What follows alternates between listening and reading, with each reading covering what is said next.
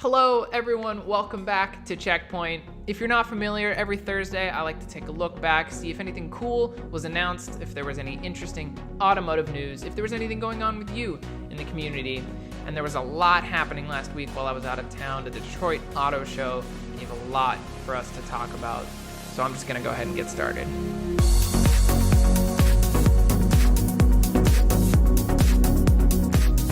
The first thing I have to talk about is we finally have details on the 2020 Toyota Supra. It's been 17 long years since Toyota has released any Supra anywhere in the world, and after a lot of waiting, wanting, and a few teaser concept cars, we finally have a full release of the 5th generation. Now, it's not a surprise that this car came out.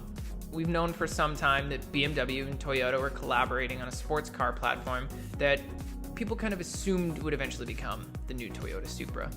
We actually talked about the Z4 in a previous episode of the news show, and while I thought it looked cool and the performance seemed promising, I mentioned that as exciting as it was, it only made me want to see the Supra that much more, and I have to say, I was right, and I'm not disappointed. I mean, the Z4 looks okay, but the Supra just looks more interesting, right?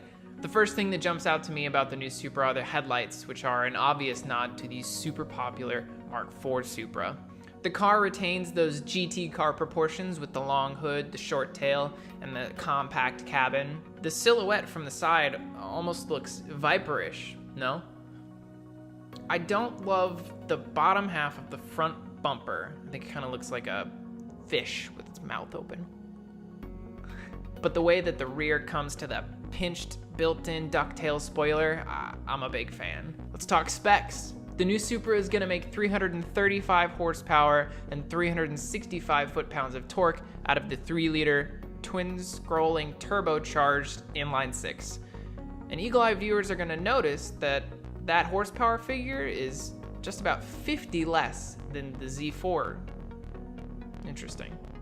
Oh, and it's not even called the Supra anymore. It's the GR Supra.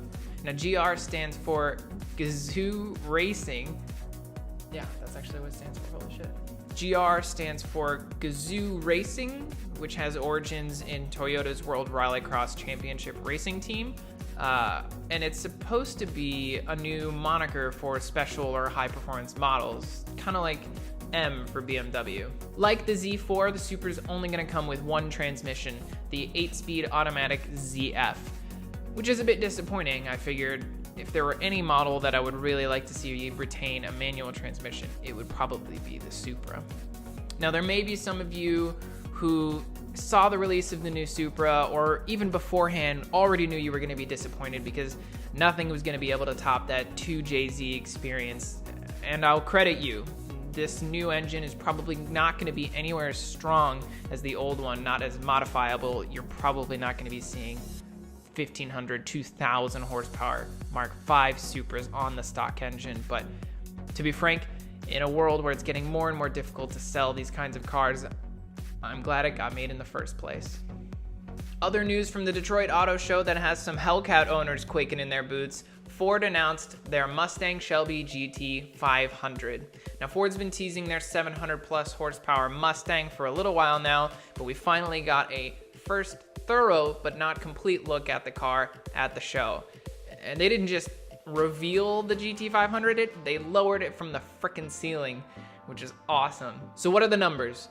Well, Ford's sticking to 700 plus.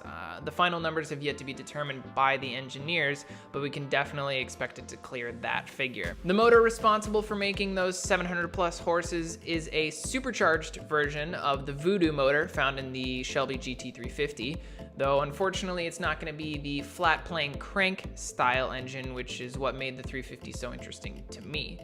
This is a function of the flat plane crank engine needing to rev high in order to make its power, which doesn't mix well with superchargers. Something I'm sure purists are going to have an opinion on. The GT500 will not be coming with a manual transmission either, but rather with a 7-speed dual clutch transmission. Now, I understand the disappointment in not being able to row gears in your 700 plus horsepower Mustang, but dual clutch, that's some supercar shit. Gear changes are gonna happen like that. Now, if I'm being honest, and I've mentioned this before, when it comes to the American muscle car triumvirate, I've always sort of leaned towards the Dodge section. They just have this sense of humor that I don't think the other two have, more of a pure muscle car, one-track mind kind of deal. And so when I heard, back in the day that Ford was going to be releasing a 700 horsepower Mustang, I was like, well, I've already got the Hellcat. I think that's hilarious. I don't know what this is going to do for me, but when I found out there was going to be a dual clutch transmission in the car, I'm thinking, well, okay, that gives you a decided performance advantage. And just the feeling of being able to paddle shift that quickly. You're treading on supercar toes, which is something I like seeing American cars being able to do at a significant price reduction. Speaking of price for the GT500, there is nothing official yet, though rumors are placing it about $10,000 above the nearly $60,000 price tag of the GT350. Taking a break from Detroit Auto Show releases, some news from Lincoln caught my eye, which is very surprising. Turns out they made 80 limited edition suicide door Continentals, and they sold out in 48 hours at a price of $110,000 a pop. And while I certainly can't afford that kind of car, you can see why someone who could would. Suicide doors are just cool. Interesting, different doors are just cool. Maybe bringing back a flashy feature from the past is finally interesting younger generations who've got a little bit of money to burn. Are you super rich and realizing you should have picked one up while you could? Don't worry. Lincoln's not stupid, and they understood how interested people were in this car, so they've decided to make a couple more for the 2020 model year. I think there's something to learn here. Maybe there's a formula for getting young and wealthy people's attention. Take Tesla, for example. The Model S was all the car you needed to sort of establish the reputation of the Tesla as a good car. But you can't deny that it's the Model X with its batshit gull-wing doors that really put it on the social map, if you will. And this car is doing sort of the same thing, albeit in a higher class fashion. It's features like these that seem to appeal to people who like showing off online, and I'd be surprised if manufacturers didn't pick up on the trend. Last but not least is an exciting announcement from Subaru coming out of the Detroit Auto Show, and that is the Impreza WRX STI S209, which will be coming to the United States, unlike the S208. Anybody familiar with the car world already knows plenty about the old STIs, and what we're going to be getting with this special edition is a lot of those classic elements, but all turned up to 11. The car retains the 2.5-liter EJ25 flat-4 engine, but it's going to be equipped with forged rods and pistons, a bigger turbocharger running 18 PSI instead of 16.2, improved breathing and cooling, which altogether is going to add up to 341 horsepower.